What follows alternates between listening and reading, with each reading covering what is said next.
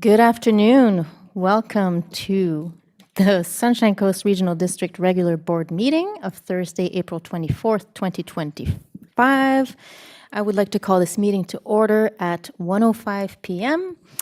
and acknowledge that the Sunshine Coast Regional District is within the territories of the Shishal Nation and Squamish Nations. Directors. I would like a motion to appoint Director McMahon as Vice Chair for the purpose of this meeting. That is moved and seconded. Thank you very much. All in favor? And I have a Vice Chair. Wonderful. Thank you, Director McMahon. We now have an agenda before us, the revised agenda. Directors, anything you would like to add? Director McMahon? I just want to note that there will be a notice of motion under item 8. Thank you very much. Directors, any further changes, additions to the agenda? I don't see any hands, so I would look for a motion to adopt. That's moved, seconded. All in favor of the adoption of the agenda? And that passes. We have an agenda.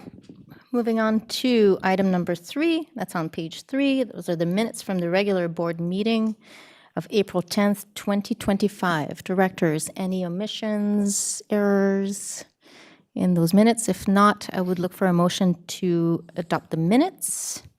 That's moved. Do I have a seconder for the minutes? And that's seconded. Thank you very much. All in favor of adoption of the minutes? And any opposed? No. Okay, we have minutes adopted, so we're flying. We do not have business arising from minutes, so we'll move straight to presentation and delegation. So we have the pleasure of having Ms. Kirsten Deasy, District Principal of School District 46, on behalf of the Sunshine Coast Joint Child Care Council. And this is regarding the 2025 Sunshine Coast Child Care Action Plan. And for those following the agenda, that starts on page 8. Thank you, Ms. Deasy, for taking the time out of your busy day. It's lovely to see you. And we are ready for you whenever.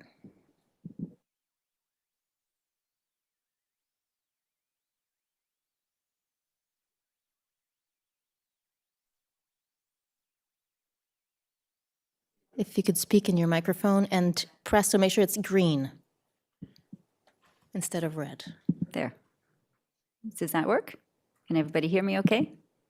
Okay, fantastic. So I'm here on behalf of the Joint Child Care Council presenting about the Sunshine Coast Child Care Action Plan. I know that there is an Indigenous acknowledgement, but just want to acknowledge with respect that we're here on the traditional unceded lands and waters of the Tiamas of the Squamish Ahameo and the Swea of the Sechelt Nation. And childcare does relate to all the children in our community, including our Indigenous children and partners, and I think it's important to recognize that role that is played. I'm Kirsten Deasy, District Principal of Learning, Innovation, and Childcare with the school district. And I'm here on behalf of the Joint Childcare Council, which represents many people here in the room. But those people are Capilano University, District of Sechelt, the MLA for Powell River has been represented, the Sunshine Coast School District, the Sechelt Nation, Sunshine Coast Community Services Society, the Regional District, SCRD, Town of Gibsons, Vancouver Coastal Health, and YMCA. We have a vision. The Joint Child Care Council has a vision. We are a community united, working together to create access to quality, affordable childcare, supporting children, families, educators, and communities to thrive. Guided by the BC Early Learning Framework and Indigenous Early Learning and Childcare Framework, our childcare community is staffed by qualified and fairly compensated educators who work with children in ways that are intentional, democratic, collaborative, respectful, inclusive, and joyful. So why childcare? Childcare is foundational to the well-being of families, children, and communities. We know that it supports participation in the workforce. So there is an economic benefit to childcare. It strengthens gender equity, and it contributes to that social and economic fabric of the region. So it really plays a vital role in fostering early childhood development, which is extremely important, and providing children with that strong foundation. So the Child Care Action Plan was originally developed in 2019. It was done through a grant through UBCM, and it was spearheaded by local government, so the town of Gibsons, the district of Sechelt, and the Sunshine Coast Regional District developed this in partnership with the partners that were previously mentioned. So we all worked together, and this was developed in 2019. We have found that that's been out of date now for a little while, and so we wanted to take steps to update the plan and to make sure that the plan is based on current evidence and data. We also wanted to ensure that we had a system for monitoring growth and collecting data and determining next steps that was evidence-based. So we've developed a template that we are going to update every year. And we want to make sure that all of our community and our community partners are aware of this plan and to formally invite you to feel a part of this plan. We have 5 key priorities and actions, which I'll talk about in a minute. But again, the goals of today's presentation is really just to formally invite the partners who contributed to that original 2019 Sunshine Coast Childcare Action Plan to support this newly updated version. This plan is designed to reflect our current needs and to strengthen our ability to respond as a community. Beyond that, we also find that it's a strategic tool because it is a requirement for many funding and grant opportunities. So in order to put forth an application for childcare grants, like the New Spaces Fund, you have to produce a current and updated childcare action plan for your community. So we've done this on behalf of the community, and it could serve anybody in the community that wanted to apply for childcare funding. So by working from this shared plan, we want to create a strong collaborative partnership to support this, and that hopefully that it will be a catalyst for continued partnerships and innovation in supporting childcare needs. So there's 5 key priorities: increasing access, inclusion, affordability, quality, and collaboration. I don't want to read all of those because I know our time is short, but the plan itself has much more detail as well, and I've brought copies. You can also access them online on the Sunshine Coast Community Services site or the school district site. You would be welcome to post them on any of your sites as well. It does contain data about local access rates, which is interesting to see that since 2019, in the infant toddler range, for instance, which is the 0 to 2-year-old age group, we've increased from 12% of space availability to 22%, which is wonderful to see that growth. In the 3 to 5-year-old range of childcare, which is what a lot of people traditionally think of as childcare, we've seen a lot of growth from 42% to 65%, which is almost meeting our benchmark for that, so we're really excited about that. And in the school age area, are you okay? Do you want to share your screen? Oh, yeah, that would be good. Okay. I'm so sorry. You haven't been seeing this? Oh, dear. Okay. We have all that, the plan there, but it'd be Okay. nice to see the slides too. Yeah, Sorry, that's we're why we just created them. noticed. Thanks for noticing that. Okay. So there is the data that. That's okay. I mean, I think you've seen the priorities. Oh, no, I don't know. This is the data I was just speaking to. It's much easier when you have the visual to be able to see the growth that's happened. So in that infant toddler age group, we've gone to 12 to 22%. In the 3 to 5-year-old age range, it's gone from 42 to 65%. So wonderful to see that kind of growth in the number of spaces that are available for children of that age group. And then in the school age care, we've gone from 8% to 12%. Now that is a very wide, large population. Not all those children even require care. So it doesn't look like a big gain, but it is an important gain. More work to be done in that area though. Okay. Now, if we looked at licensing data by region, we can see by different neighborhoods. So in Gibsons and Langdale, There's quite a few spaces that are available for children under 36 months. That's 36 spaces, and then you see that there's 111 spaces available for children 30 months to school age. So there's a lot of those childcare spaces. But if you go down to look at different neighborhoods and communities, you'll see, for instance, in Half Moon Bay, there's only 20 spaces available for 30 months to school age and 10 spaces for preschool. In Madeira Park, there's only the 13 spaces, and Roberts Creek has the 3 different groups of spaces. So I think it's important to recognize that there's geographical disparities in childcare access. I think it's also important to note that we're working together in partnership to try to improve that. So the school district has been working with the SCRD in the past to explore adjacent space on the Cedar Grove school district's property. So those are exciting opportunities. There's also childcare spaces that are being developed in Madeira Park right now. So takeaways from today's presentation is just that it's a complex landscape out there in childcare. Data collection is extremely important. It's important that we all know what kind of data is being collected and we can monitor that growth.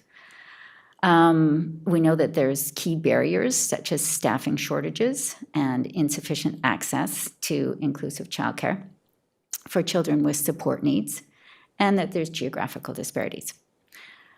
We also know that we've made gains. So we've made significant gains in that infant toddler age group in the 3 to 5 year old age group. So we're at an access rate of about 65%, but that additional spaces are required for the infant toddler age group and for the school age care. So to address these ongoing challenges, partnerships are extremely important, partnerships between local governments, community organizations, childcare providers, and families. So in summary, I think just we have a formal invitation for all partners to embrace this updated plan. I think it demonstrates community collaboration. It demonstrates our commitment to evidence-based decision-making and to forward-thinking social planning. We are all required to produce a plan like this if anybody in our community would like to apply for childcare funding. And so we're hoping that it will benefit all of our different communities. We also hope that new projects that come your way regarding childcare could be directed to reach out to the Joint Childcare Council, because we found in the past certain projects sound very helpful, but if they were targeting an area where we don't actually have a need for childcare anymore, it would be much more beneficial if they could support areas where there is a high need, for instance. So we'd like you to consider supporting the plan or endorsing the plan or adopting the plan or whatever feels most comfortable to you. We do want to highlight that the town of Gibsons did recently endorse the plan in March 2025. So we just wanted to draw it to your attention and make sure that everybody is sort of formally aware of the plan. Are there any questions? And I should introduce, we've got Tracy right here with us today from the Childcare Resource and Referral Program. That's through Sunshine Coast Community Services. Thank you, Ms. Deasy. Thank you very much for this presentation and for the document. It's a very interesting read. Yes, we'll stop sharing the screen here. Perfect. Whoa, we got lots of hands. Lots of people want to talk. I'm just seeing here that May is Childcare Month, so let's not forget to mention that next month. Alternate Director Alexander, question for the delegation. Yes, please. First of all, what a fantastic document, and coming from the land of 13 childcare spaces up in Area A. So appreciated, because there certainly is lots of room to improve there. I wondered, reading your action strategies, pages 27 through 30 in our document, if you saw a particular role for the SCRD. I see some comments or concerns about supporting grant applications, but also things like supporting housing and transport for childcare workers. And I wasn't sure I wondered if you could elaborate a bit on where the SCRD fits into the action strategy part in your mind, if you can speak for the committee. Thank you. Well, I think to think about the roles that we each play in the community. So, you know, if there were applications that you received for building permits that had childcare embedded in it, for instance, if you could direct those developers to access the childcare action plan or meet with the Joint Childcare Council just to talk about those needs so that they were developing infant toddler care or school age care would be really helpful. So that type of communication is really important. Sometimes when we're building a new childcare center, there's things around parking, those, you know, stroller access, those sorts of things that also is important to highlight the benefits of childcare to a community so that you can speak to it with confidence and be able to sort of think about all the different factors that could be involved. So those would be some of the things that come to mind for the SCRD's involvement. Thank you. Great. So next up in the queue is Director McMahon. Thank you. So one of the biggest challenges on the coast has been childcare for shift workers. People who work at BC ferries, emergency workers, people commuting into Vancouver. Is this still a big lack? Or is there anybody filling this need? I think that continues to be one of the areas that's most challenging to fill, absolutely. There's no simple solutions for that, and I think that having a community sort of united around the importance of childcare, being able to meet the needs of the population and all of the intricacies that that population experiences is going to be important. And on the Sunshine Coast, absolutely. We have shift workers and we need extended hours of care. And so we need to look for ways to support people to want to offer that type of support. So that's the kind of thing that we can do with the Joint Child Care Council is think about what are innovative ways that we can be supporting growth in these areas. Excellent. Thank you very much. Director Inkster. Thank you, Chair. I was wondering, I think the question was kind of asked earlier, how do we support this? And if that requires a motion, I'll leave that to you till after my remarks. Maybe you can say, do this. But my questions are, first of all, I'm glad that there's an increase in care for under twos. And my assumption is that it's a funding change perhaps, and the ability to hire more specialized workers for that, but also the ability for the daycare to provide that extra worker that they need for the under twos. So all about the funding, I'm assuming, and if you can answer that in a second after. My other question was, it's disappeared. So come back to me if you can, Chair. In my head, yeah, I had a question for you, but I'll think of it again. Thanks. Yeah, I'm and not gonna. I think you're right about the Yeah. infant toddler care. It does require a lot of specialization and more, smaller ratios. Yeah. And I think that the funding that has come through the ministry Yeah. recently with the New Spaces funding, Yeah. we've been able to develop, many more centers that are attached to 3 to 5-year-old centers as well Yeah. that have really benefited that Okay. sector. And My- one thing I would like to add as Yeah. well is, as far as that is concerned, is there's a lot of educational bursaries and grants for if you want to get that specialization, and they have been made more public, and that's part of our job too, is to make those education opportunities and grants for those who choose to do that. Make sure that there are people who are aware of it, and that has caused an influx of people to go back and get the special accreditation to provide the specialized care. Yeah, Yeah. thanks. Good Yeah. for you, good for the two of you and whoever else for helping that, facilitating that. Madam Chair, my second question did come to me, and thanks for helping me out there. So what I've been hearing is, because obviously my two kids went through daycare, and I think they're at the same daycare as Director White's. Great daycare in Davis Bay. Is one of the concerns I heard from the owners, the administrator, was the work that you had to put in, all the paperwork you had to do in order to qualify for the new funding. So you have daycare providers that are providing this direct service to the children, but then they have to go and do all this paperwork. And I think that there was some resources provided and or funding to help them do that.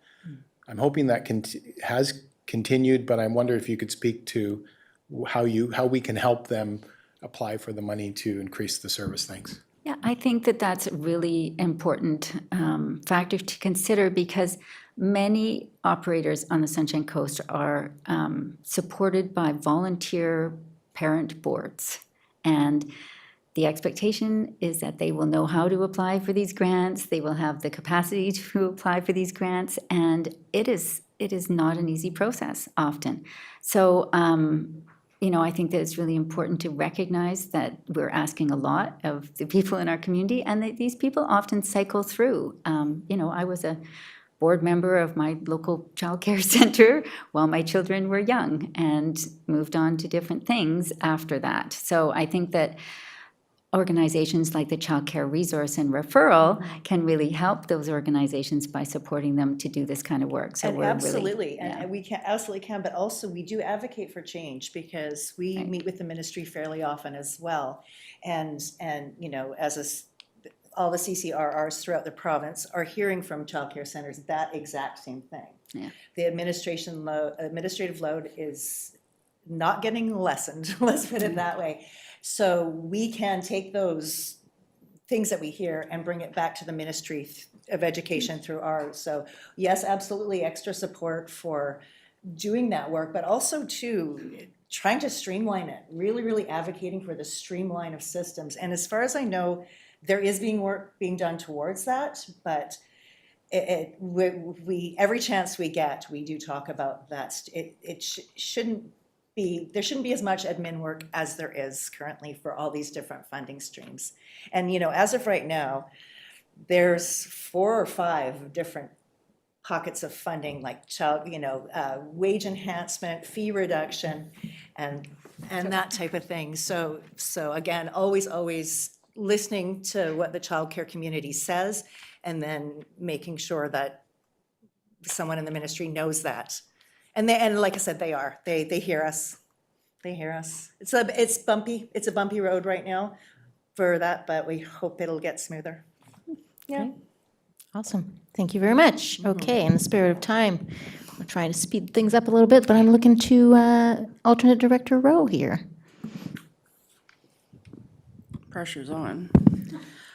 This might be an obvious question, but for the data in the reports, when we're talking about spaces, those are ones that are already operational, like not sort of future planning. So anything in the books wouldn't be recorded, right? Okay, perfect.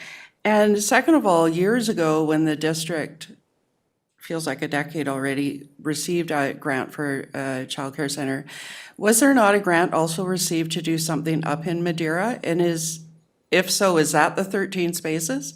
Or is that something that might still be in the works? So there's 13 spaces that are currently operating in Madeira Park through Serendipity Preschool. And then the school district is working to create a childcare on the Madeira Park school grounds. And we have our building permit, we've publicly put out for a project manager, and we just a presentation to the community last week. So we are moving forward. So more seats coming. More seats coming, yes. And my last question is, I think what I'm hearing is maybe the landscape has improved in that a few years ago, we're almost at a crisis situation with regards to staffing and having seats that were empty because we didn't have the staff to do it. Has that improved, and has the number of people taking the program and staying here improved? I think we still have a staffing issue, so we have a, Yes, it has improved. Yes. But we've got a ways to go. Okay. We've got a ways to go. Thanks very much. Thanks for the report. Yeah. Yeah, great. Thank you very much. And then to cap things, we have Director Bax. Yes, thank you. Try to keep things moving along. I've had the honor of being part of this committee for the last year or more, and working with these fine people and played a small part in this report. I find it very interesting that you talked about the collaboration, actually using this as a lens for our staff when occasionally we do have intersects with childcare in our planning department or other parts of our organization. And I think it's really great to have people that are specialized in this vital part of our economy, and that so staff can lean on experts to get more results. And with that, and with the indulgence of the chair, I'd like to bring forward a motion. And the motion to publicly recognize publicly support what's been done here. My motion reads, whereas the Joint Child Care Committee has created and presented to the SCRD Board the 2025 Child Care Action Plan at the regular board meeting of April 24th, 2025, and that the Town of Gibson's endorsed the plan in March 2025, be it moved that the SCRD Board endorse the 2025 Child Care Action Plan as presented. Great, and that is seconded by Director Inkster. Any discussion on this motion? Typically not something that we do here, but thank you, Director Bax. So anything, anybody going once, going twice? Okay, so then I will call the question. All those in favor of the motion on the floor? Any opposed? And that passes. Okay. Wonderful. Thank you so much for coming. That Thank you was so very interesting, and the discussion was great, and that kind of I think it shows that we want to talk about it more. So that's wonderful. Yeah, thank you for so coming. much. Excellent. All right. So that's one presentation done. We're going to move on to our second presentation. So if you're following along in the agenda, that starts at page 40. We have, oh, well, look who's here. We haven't seen you in a long time, Mr. Vanderhorst, who is the Regional Assurance Partner of MNP LLP Auditors. He's here regarding a bunch of things. We have a list of items to cover. So I will pass it on to you, Mr. Vanderhorst, if you want to introduce this audit. Great. Thank you, Madam Chair. I'll get my presentation going here.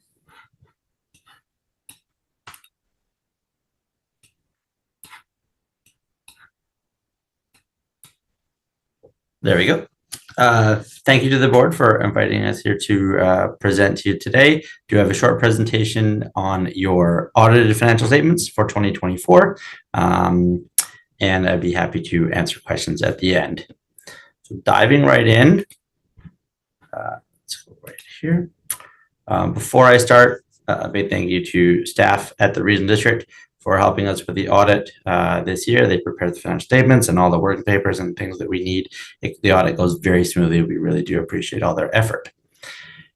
Looking at your 2024 financial statements, this is the statement of financial position in a summarized format, showing a snapshot of what was in your accounts at the end of 2024. You can see that cash and investment balances had increased to $91.6 million. Cash, investments, and receivables, or what we call the total financial assets, was $110 million at the end of the year. The Regional District carries its own debt of $15.6 million being paid down on schedule, and then the member municipality debt for Gibsons and Sechelt is at $12.5 million. So that is tracked through the Regional District's financial statements as a function of how MFA funds those. Total liabilities, so payables and the debt and other obligations, total $55 million at the end of the year. And if you subtract that 55 from the 110 million of total financial assets, you get what we call the net financial asset number, or the liquid position of the Regional District, and that has increased to just shy of $55 million. The tangible capital assets, water, sewer, buildings, equipment, and all that type of infrastructure that you're managing has increased to $154.9 million. And the accumulated surplus at the end of the year is $213 million. Most of that accumulated surplus is tied up in the physical assets and the infrastructure, but I'll show you what's there in the rest of that balance in a future slide. On the operating side of things, total revenue for the year of $81.4 million, an increase from the prior year with some grant funding and other increases coming through in 2024. Expenses also up from 53.9 to $57.7 million. So inflation in some costs as well as other planned increases. But important to note, still under budget, where our budgeted expenses were $65 million and total annual came in at 57. So you have an accounting basis surplus of $23.7 million at the end of the year. To unwind all those accounting adjustments, the cash flow statement is an important statement to look at. This aligns with how you're thinking when you go through the budget process. Operations, regular operations at the regional district brought in $29.9 million of cash flow for the year. Capital spending was $13.1 million. $10 million is transferred out of general cash and into the investment accounts to make sure you're earning a good rate of return. Debt repayment net of debt proceeds actually was $29,000 in. And so the main bank accounts had a $6.5 million increase at the end of the year. The accumulated surplus number of just over $200 million starts at the top line with what we call the invested in non-financial assets. So that's the value of the tangible capital assets, all the equipment and infrastructure and things, minus the associated debt at $129 million. There are $67 million set aside in reserves for future projects. The capital fund has a positive $13.8 million position, and the current fund also has a positive 2.7. You can see it's increased about $2.4 million year over year. There is some debt reserve cash that will be provided back to the regional district from MFA when the debt is fully paid out. So your total operating accumulated surplus is $213 million. And then there is a small remeasurement loss there item. That is, we take your investments, your tracking, you can see there it was a larger loss in the prior year, as some of the markets have been maybe a little bit up and down over the last few years. You're tracking that through this accumulated remeasurement loss so that it's not showing up in your operating results. Switching gears then away from the financial statements and the numbers, we are happy to be providing what we call an unqualified audit opinion. So that is a clean audit opinion. We are satisfied that the financial statements that I just went through in summarized form are prepared accurately in all material respects in accordance with public sector accounting standards. Ready to sign the report. We have all the last few bits and pieces of the audit work completed. The last step will be board approval here today.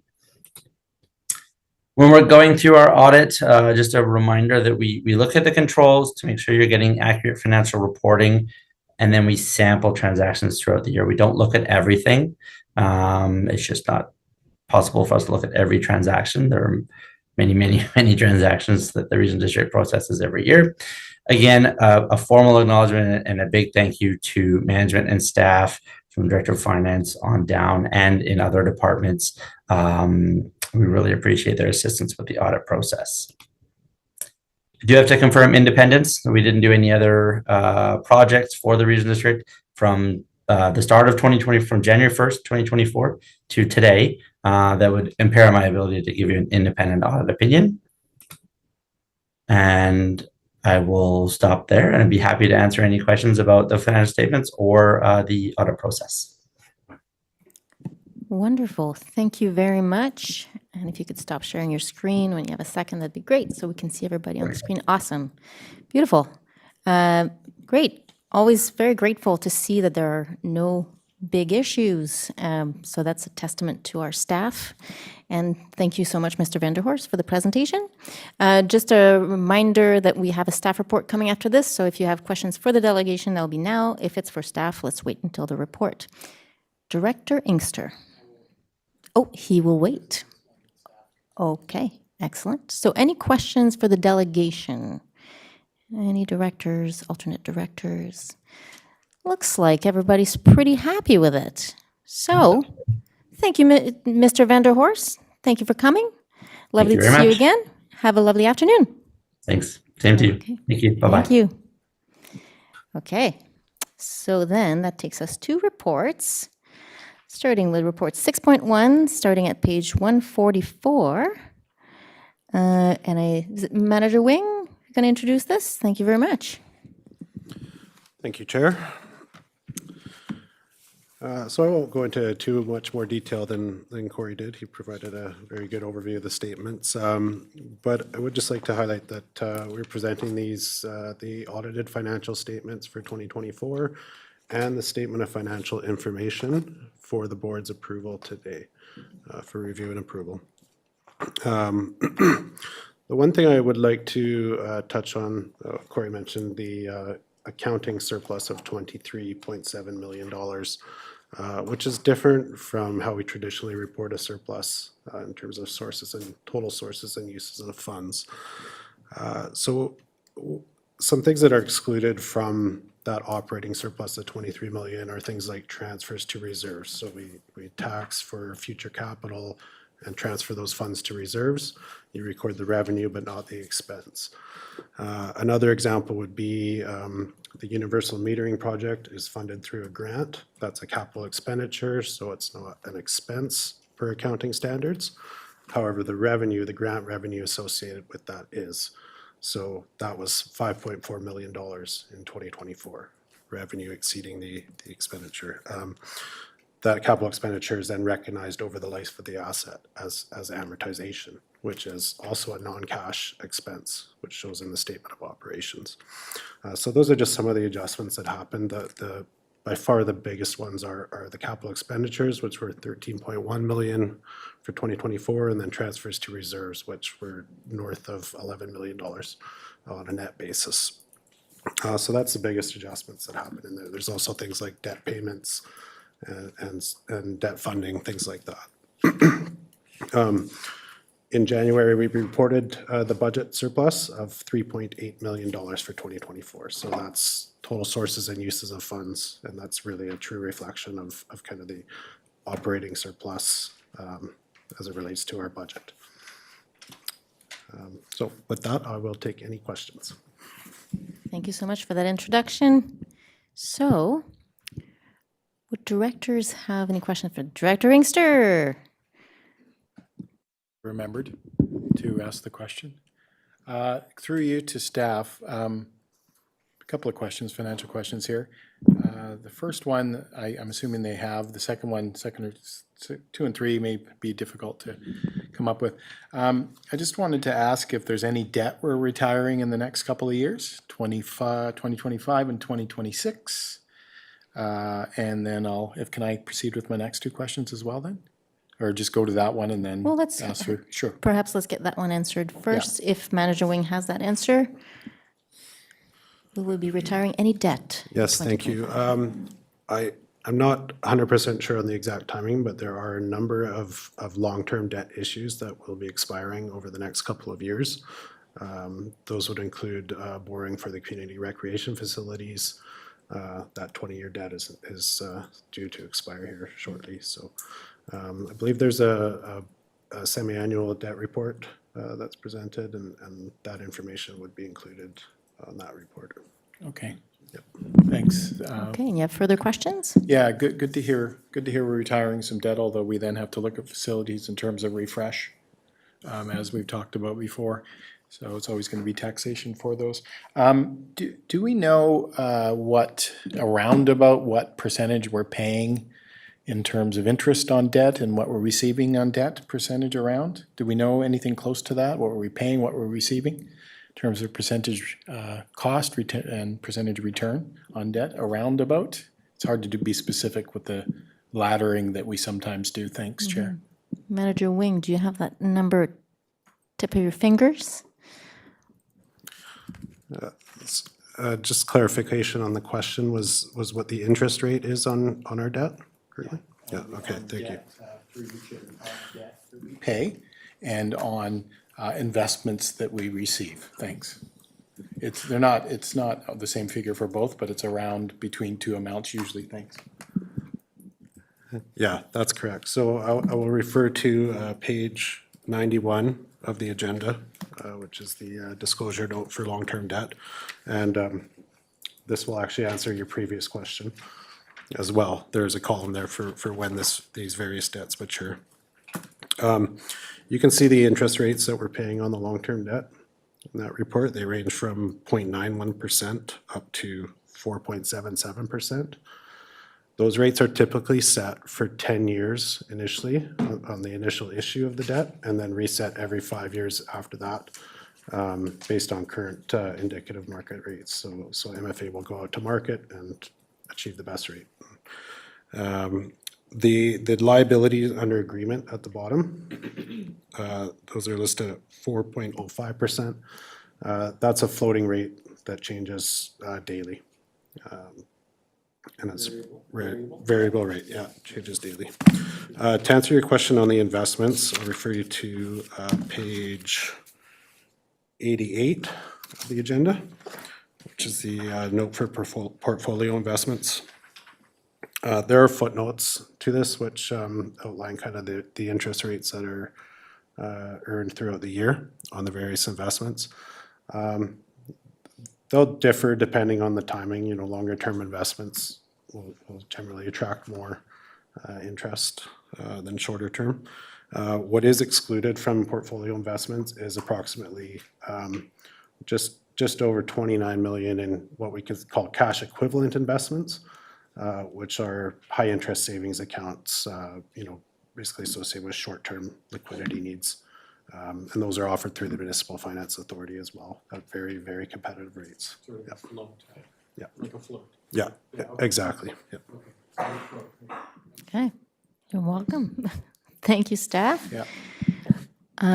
There are some, there's one recommendation on page 144. Can I, if there are no further questions, could I see a motion or? Okay, Director Bax moves the recommendations on page 144. Director McMahon seconds. Any further discussion, directors? All clear on what we're voting on? It's pretty simple. I will call the question. All in favor?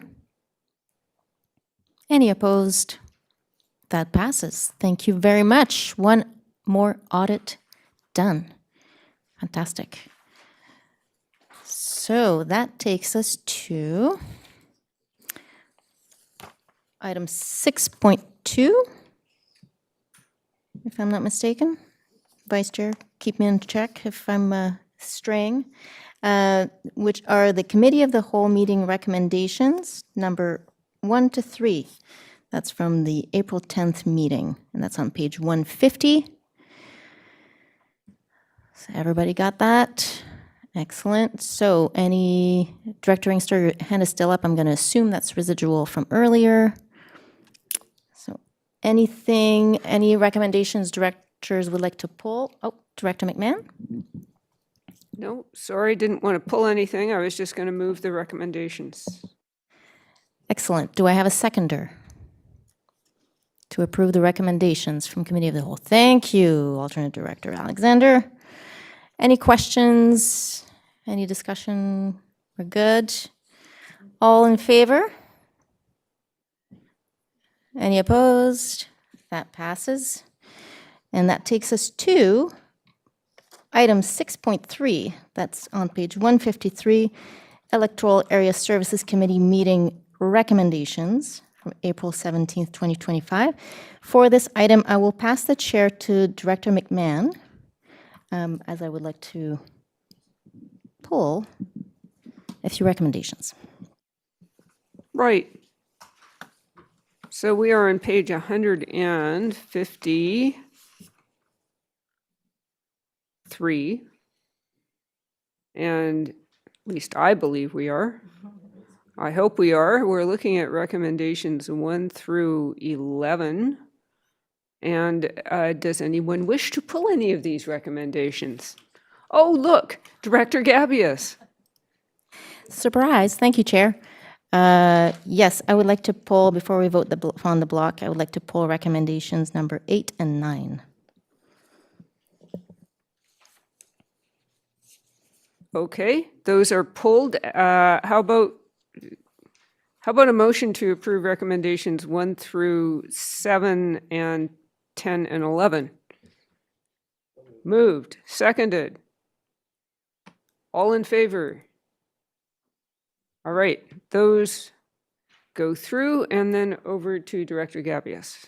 Yes, thank you. Yes, I was not able to attend the meeting last week, and alternate director Dix did a fantastic job. But I have some concerns about the recommendation. I have no problems with washrooms. I think we do need washrooms at Cooper's Green Park. That is not the issue. But I have some concerns about building a washroom that requires a septic field, given that the park is at sea level and given that it's also a culturally significant park for the Sechelt Nation. And the archaeological implications are there's quite a bit of them, and that will significantly impact the cost. So looking at our strategic lenses of climate resilience and environment and social equity and reconciliation, I'm wondering whether we could have washroom building with flushable toilets that are not connected to a septic system. I mean, there's been some advances. It's quite, there's some modern self-contained bathrooms that flush. They require a little less water too, which is great. So would like to propose an amendment to recommendation number 8, which would be right after toilets. So construction of a washroom building with flushable toilets. I'd like to include not connected to a septic system. And then with any remaining project budget, So that would be an amendment to, I see, I'm not, there's something going on over here. You're not chairing. So you are making a motion. Is there a seconder to the motion?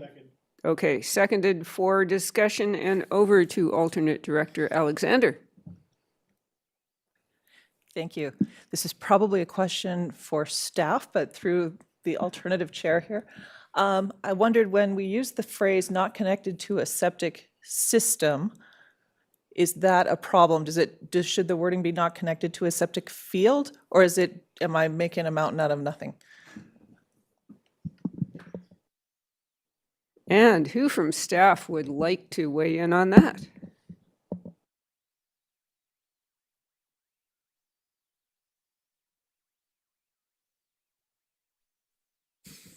Thank you, Chair. Just after some consultation with my colleagues, we would suggest the wording sewer system.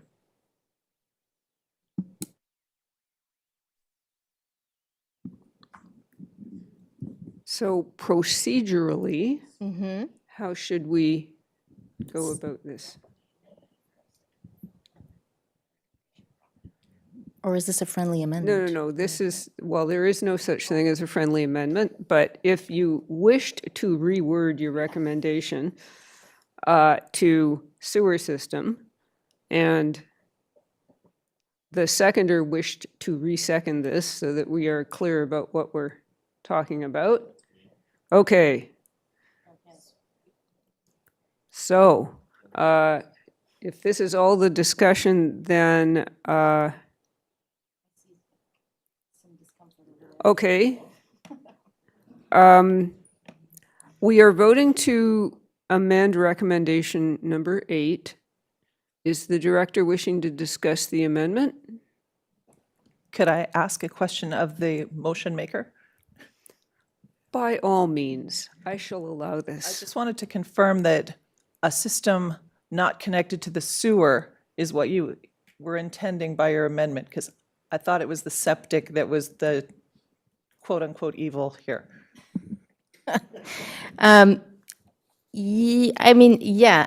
Sewer system to me refers to a wastewater plant in my mind. So a washroom building with flushable toilets that does not require a septic field. I'm not sure. Oh. Sewerage system. Sewerage system. That is, those are the three letters. Well, no, more than. Okay. Very good. Sewerage system, that's a correction. So to be, Director Hall, would you like to weigh in on this? No, Chair. I think with the amendment to sewerage, that's very clear. Thank you. Thank you very much. I would have said pump out, but let's not go anywhere else. So we are voting on an amendment to recommendation number 8. Washroom building with flushable toilets not connected to a sewerage system. Any more discussion? Okay, I'm calling the question on the amendment to recommendation 8.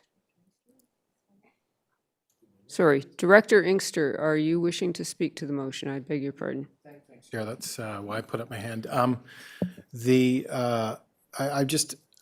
think we need to be really clear on sewer or sewerage system, if in fact that's what we're referring to. I thought the field that you referenced, although when we go back to the original motion, I have some questions about that to the director from that area. But I'm just the verbiage around that sewerage system. In my mind, sewer system is a pipe that goes out with sewage in it and leaves the site as part of a larger system. Because I imagine this would have a catchment for solids on site that would be pumped out. This is just, I've been there, but I don't do the sewer research while I'm there, but as well as the field, and that's part of the original motion. So that's just my concern with the words being chosen and used. Thanks. All right. Concern about wording. That I didn't actually hear a question there. I just heard a concern. GM Rosenboom, would you like to weigh in? Maybe just to clarify, the way it's worded right now, it includes a private system, which could consider to be used to be called a septic field, or a public system. So any system that would require the waste to go somewhere else than in the building. Waste does not leave the building. Got it. Over to Director Bax.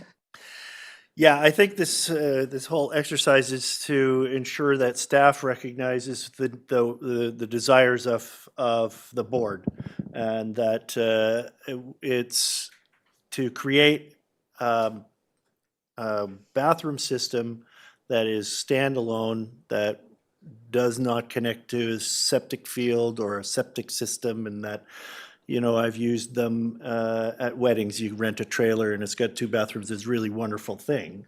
So something along that line. There could be even something already made that we could buy off the rack, and to avoid this $653,000 project, to try to bring the price down. And that's the whole reason behind this exercise, correct? Yes, would the motion mover like to respond to that? Yeah, I think the cost is one thing. I think reducing the cost so that we can also have potentially a playground would be wonderful. I'm worried about the cost escalation. I think a lot of projects end up costing more than projected. We see that quite a bit, just due to external factors. And I also would prefer, I think part of the motion is also to have an option that's a little lighter on the land, considering the environmental sensitivity of that park and the cultural sensitivity of that park as well. And understanding that the service level would be a little lower than what we currently have in the community hall. I do think that for that piece of land, it seems to me like a a better option that is a bit more in line with our strategic lenses. So I'm putting it out there for discussion if directors have concerns or questions. And I'm not sure what that would look like. I've done a bit of research and looked at some options, and there's some nice options there. I'm not sure what the costs are exactly. But I do think that environmentally, culturally, and financially, it seems like a better bang for our buck. Thank you. I'm going to call the question on the amendment to recommendation number 8, and then we can vote on the actual recommendation. So all in favor of the amendment to recommendation 8? Any opposed?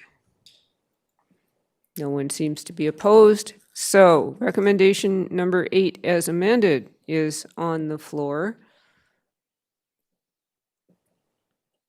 Seeing no further discussion, Director Gabius, your hand is up again. Yeah, and I'm wondering, I know this is, staff may not have the answer for that, but would there be a sort of a ballpark idea of the operation costs of having a bathroom that needs to be pumped out on a regular basis? Like, is there any, I know that we have porta potties there right now, but we do have the bathrooms in the hall, so that it would be high, I would assume the operation costs would be higher there. Staff? Thank you, Chair. There certainly will be operational costs associated with this type of facility. We will most likely want to hook up to our water system, so that we can avoid having to truck in water every day. There certainly will be pump outs that will be required. I do not have an idea as to what that will cost. I'm sure it will depend a lot on what we put in to the park. So I suspect as the planning progresses, we would have a better idea. And then we'll also need to look at the possible cost savings of no longer operating a hall. So there's lots in play right now within Cooper's Green Park that all would need to be considered. But unfortunately, I don't have a ballpark figure for you. Thank you. Thank you very much. Okay, no further hands are up, so I'm going to call the question on the amended recommendation, number 8. All those in favor? Any opposed? And that passes. Recommendation number 9. Yes, and I think, having looked at the meeting from last week, I think that recommendation was motivated mainly by the septic aspect, and whoever was in the room, please correct me if I'm wrong. So it would either be to let it die, strike it, or change or just make an amendment to add not connected to a sewerage system right after toilets here. But I'm wondering if the board would like a checkpoint on that, or if we're okay just saying we've established the service levels and we're good to go. So I wasn't in the room last week, so I'm curious as to what other directors would like. My personal take is that we don't need to amend the recommendation because it references back to recommendation 8. And I think that's perhaps overkill. Do we need this recommendation? This is a complex project. It's probably going to throw some curveballs at us. I don't know. Does staff think that this recommendation is, could we drop it and everything would still proceed in roughly the same manner? Or should we leave it as it stands? What are the implications of removing this recommendation versus leaving it in place? Thank you. Thank you, Chair. So under normal process, I would suggest that you've approved a budget, you've approved a service level and a general scope of work. So the next time that staff would be in front of the board would be for if there's a challenge with the budget and we have to bring a subsequent report forward.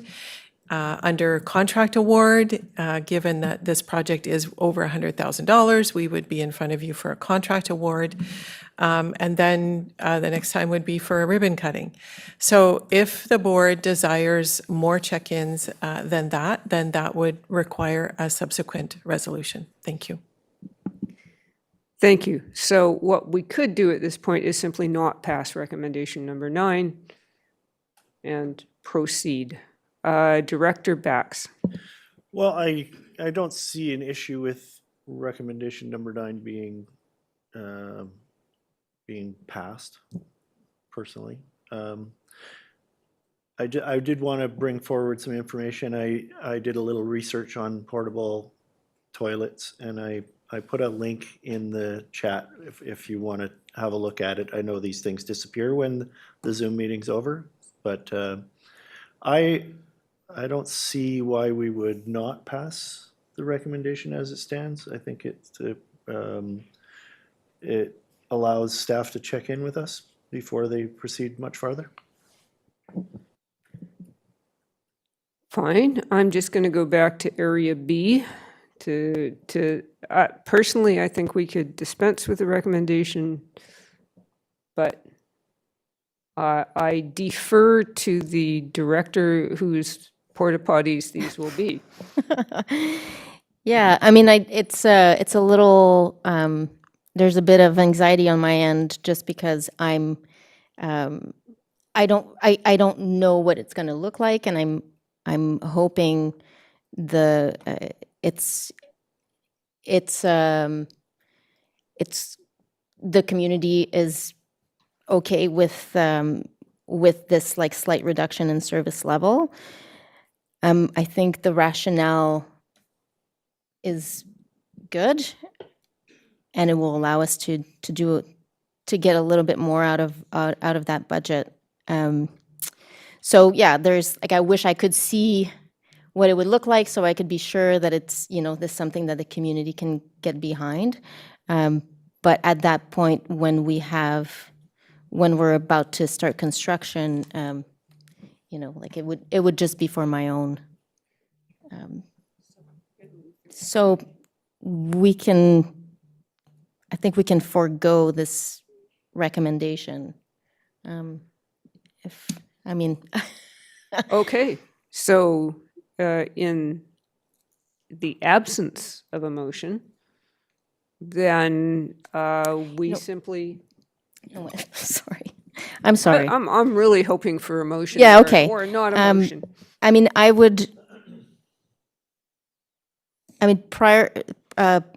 Prior to construction is a bit late in the game. I'm wondering, and I'm going to turn to staff, Chair, if that's okay.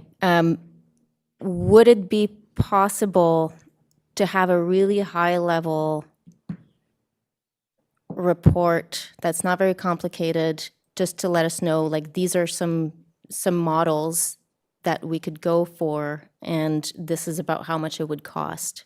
Just because it's a little bit unknown right now for me personally. So I'm not sure if that's something that could be done without taking too much staff time. Over to staff. Thank you, Chair. Staff are here at the board's will, and so we can do and take the time that you want us to do what it is that you resolve us to do. Thank you. See Director Bax. May I move for a short recess?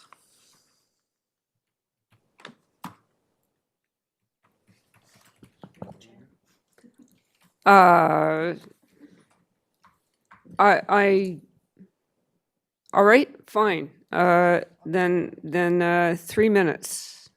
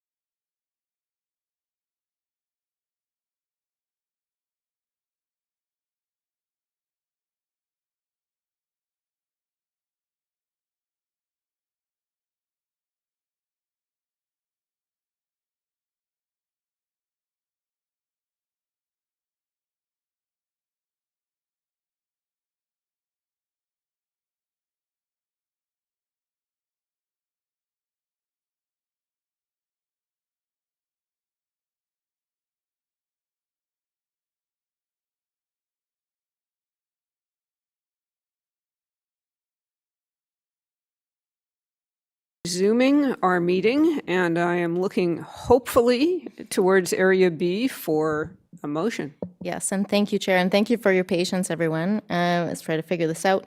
So I will move recommendation number 9, but I will make an amendment. I'll move an amendment to same amendment as the recommendation number 8. So after toilets would be not connected to a sewerage system, just so that we're consistent. Second that. Okay.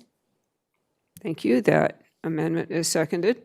So, going to call the question on the amended recommendation. All those in favor? Okay, so that's the amendment and now the recommendation. All those in the favor of the recommendation as amended? Any opposed? That passes. And talking of passing, I'll pass the chair back to Thank Director you. Gabius. Thank you, everybody, for the patience. Okay, so that's done, and so we're moving on to item 6.4, which is placement of notice on title. And we have our chief building official here to introduce.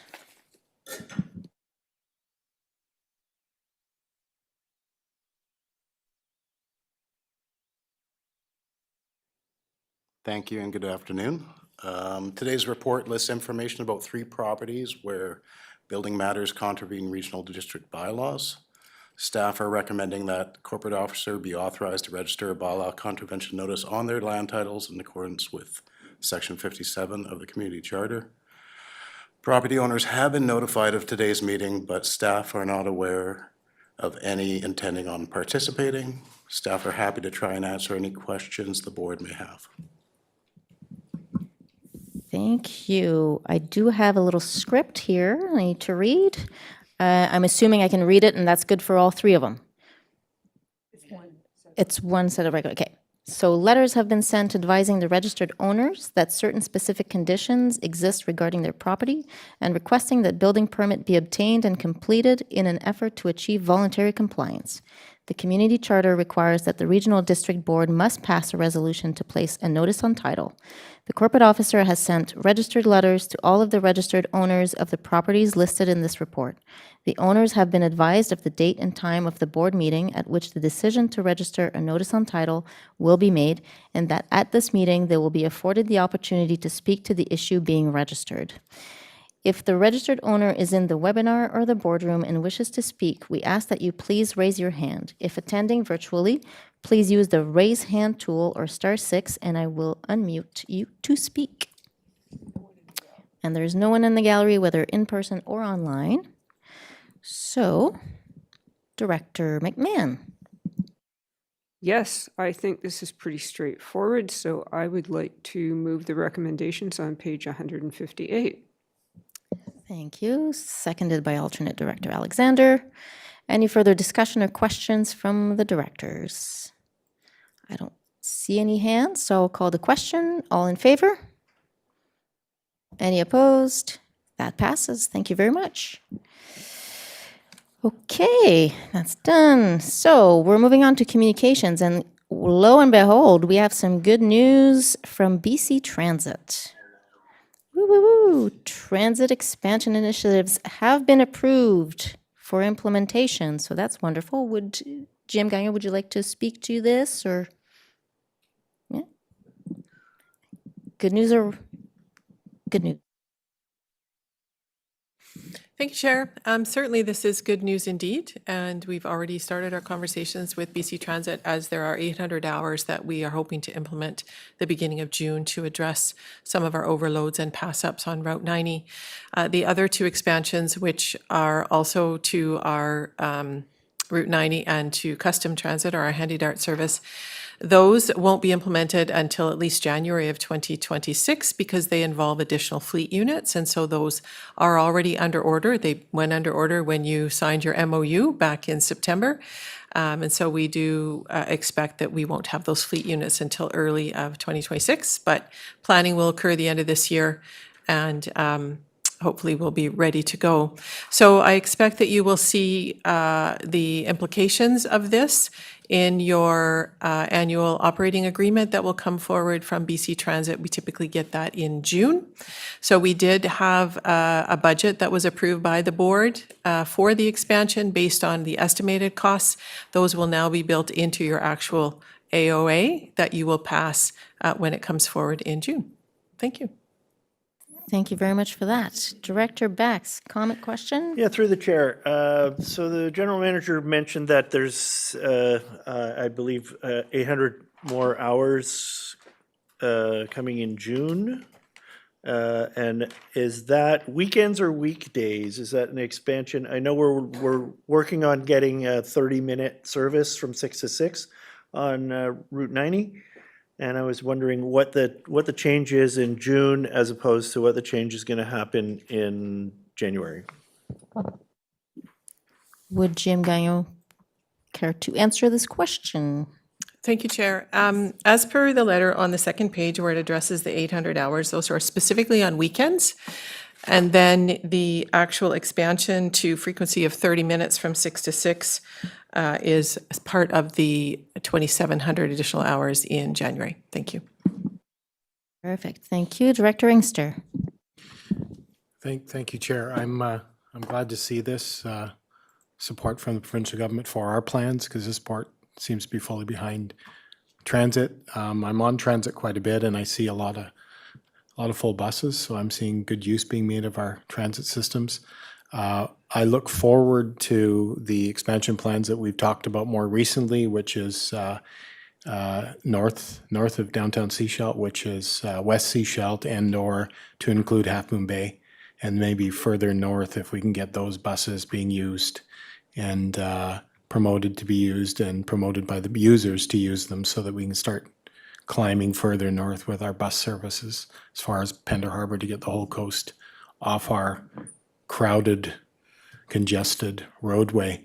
And just, I'm glad to hear that our buses we can order them and they're here in about a year. I'm wondering if the general manager can help BC Ferries with their ferry orders. Maybe we can get them in a year. Thanks. Interesting question. I think that will be we'll leave it in the ether. Yes, thank you. Great. So on that, we're going to move to motions. Director McMahon, you have a motion prepared for us. I do. On behalf of Director Stanford, this motion is regarding the review of hypochlorite storage location at Church Road Pump House. So, whereas the placement of the hypochlorite storage unit at the Church Road Pump House continues to generate frustration among the Upper Granthams Landing neighborhood, and this impacts negatively on the reputation of the regional district and the Church Road Well project.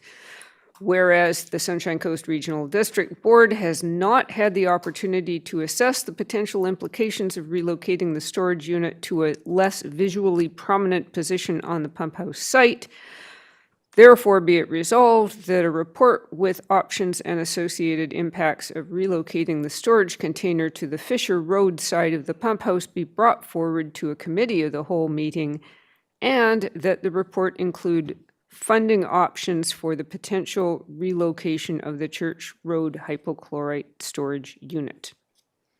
Great. Thank you very much, Director McMahon. So this will appear on the next board agenda. Excellent, and that can be discussed then. Director Inkster, is your hand residual? I'm assuming. Yep. Okay, thank you.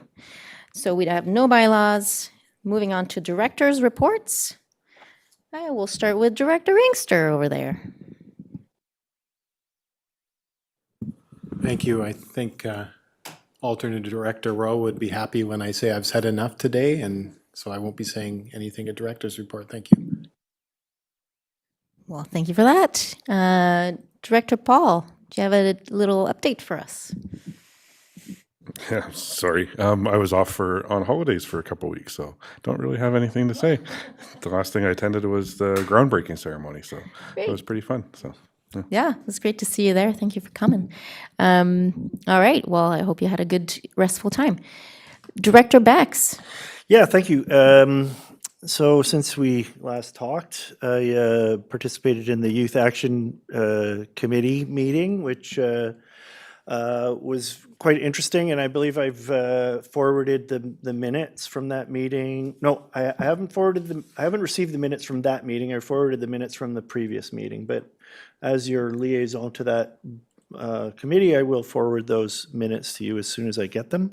And then we all went to Nanaimo, and we had a very interesting time in Nanaimo. I was very gratified to see a resolution that I crafted go forward and become an endorsed resolution that will be appearing in September in Victoria at UBCM. We had a couple of other resolutions that were brought forward by the board that shared the same fate, which was awesome. And it was really nice to see some of our peers from around our local area and enjoy some time away from the office. After that, I did the joint childcare committee meeting, of which we had a lot to do with earlier, and now I'm just looking forward to the next time we get together. Wonderful. Thank you very much. And a shout out to our executive coordinator who helped craft those resolutions that went to AVIC and that were so successful. And Director McMahon. Sure. I, too, attended the Connor Park groundbreaking. A couple days before that, I attended the revival of green drinks, which was an international movement to get together people concerned about the environment, to get together in an informal setting and network. This program sort of fell apart during COVID, but the Sunshine Coast version is back again, and if anybody wants more information, please contact me. On April the 5th, the brave volunteers of Elphinstone went out to clean up the ditches and collected a great deal of garbage, which was put in the correct place, not the ditches. And so big thank you to the volunteers, the organizer, and the Coast Co-op for loan of the pickup truck. I enjoyed the all candidates meeting on April 7th at Elfie Secondary, although I was disappointed not to see our rhinoceros candidate. The Rhinoceros Party and the Conservative Party did not see fit to attend. AVICC was a good conference, as always. I was in charge of the Electoral Area Directors Luncheon, and I was particularly pleased to have representatives from all 11 regional districts in AVICC at that luncheon, which I think is a first. And good discussions were had by everyone, and I will be sending out a follow-up with the top issues that people are concerned about. Last night, I listened in on Zoom to the museum's AGM. And of course, this weekend coming up is Earth Day in Roberts Creek. Get your tie-dye on. Great, thank you. Alternate Director Rowe, what's going on in Seashell? Well, the most exciting thing happened a couple weeks ago, and our childcare project is finally moving forward. So it is 77 seats with an undisclosed amount of affordable housing attached to it that is meant to serve childcare staff first. So there'll be some sort of mechanism to look at sort of those frontline workers that are pretty minimal income. So making more than a livable wage, yes, but not a lot more. And I think over the years that's been definitely an area that has been identified why it's hard to keep them after they go to school. So anyways, that project is a partnership between the Ministry of Education, Childcare, BC Housing, and us and somebody else. Anyways, that was very exciting because that grant came through many years ago and has had iterations now to include funding from BC Housing around affordable housing. So we have started to move that process forward. I went to the launch of Serve Your Suya last weekend at the Ravens Cry and watched the most amazing film, Incandescence, where I saw your doppelganger, which is why I texted you and said, "Are you here at the Ravens Cry?" when you were across the country. But if you haven't had a chance to see this movie, it's about wildfires in BC. It's about looking at fire differently. It's about the work that those first responders do, and also the work that we as citizens need to do to be prepared, and how fire smarting actually, you know, it's like seeing fire smarting in action is really good.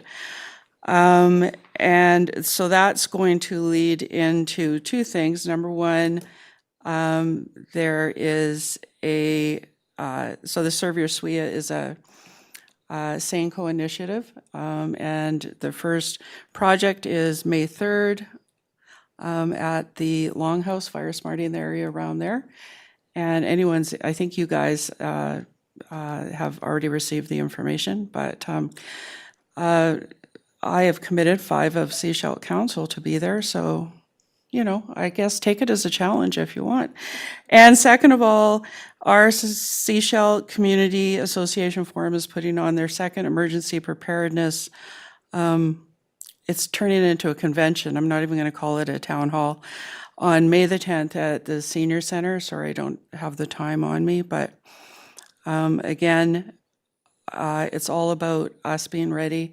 And I know Diana Mumford is working her way up and down the coast, extending invitations and ways for us to find synergy up and down the whole coast on this item. So that's it. Thanks. Great, thank you so much. It's a great report. Alternate Director Alexander. Thank you.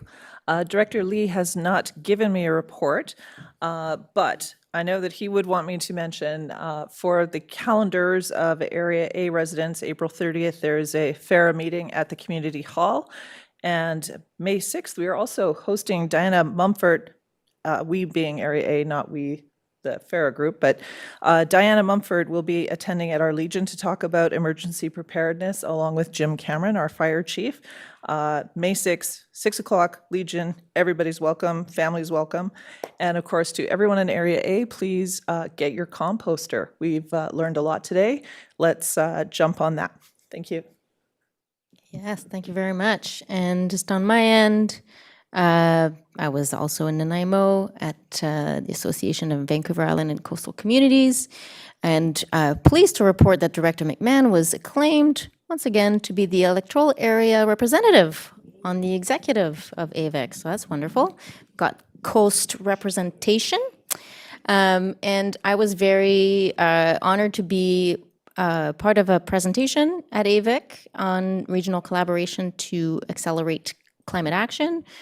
With the 2 co-chairs that I'm on VICL, the Vancouver Island Coastal Community Climate Leadership Committee.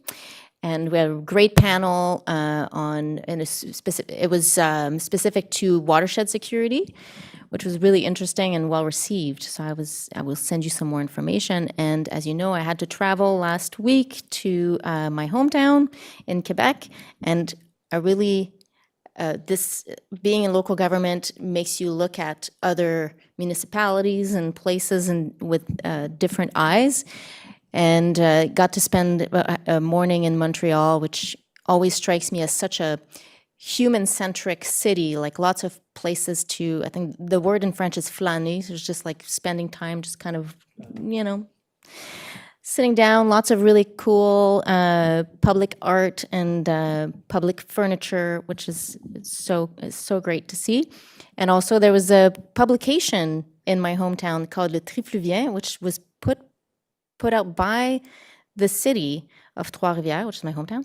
And it was such a great little publication. I will send everybody a copy. It was a really good way to communicate. There was quite a lot of pages, and they talked about what was going on, the work that was happening. They were interviewing civil servants, interviewing community volunteers, people on committees, volunteer committees. And it was such a great little way to kind of demystify local government and kind of communicate to the public in layman's terms. And it's going to be in French, obviously, but so if anyone can read it. But it was just it really struck me as a nice way to put information out. So that's it for me. We have no new business, but we do have an in-camera meeting. So I will look for a motion that the public be excluded from attendance at the meeting in accordance with Section 91D, G, and K of the Community Charter. Can I get a motion as moved? Can I get a seconder? It's seconded. All in favor of moving in camera? And that passes. So we'll be moving to in camera. Oh, should I do questions from the public first? Yes. Anyone in the gallery? Nope. All right. Nobody? Okay. All right. So we'll be going in camera. Thank you very much.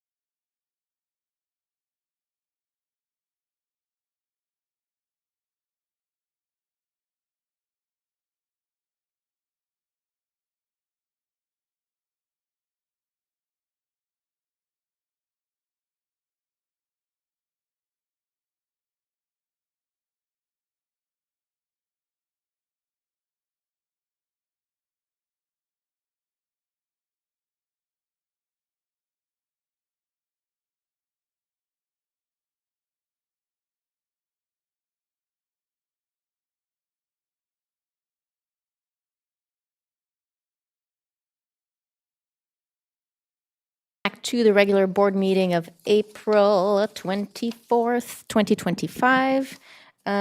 We are now at item 13, release of items from in camera. No, we skipped that. That's done. Okay, so then that takes us to adjournment, our favorite part. I need a motion to adjourn. That's moved, that's seconded. All those in favor? And that passes. Thank you very much, everybody. Long meeting, but it's great. Have a great day. Hey, Brenda.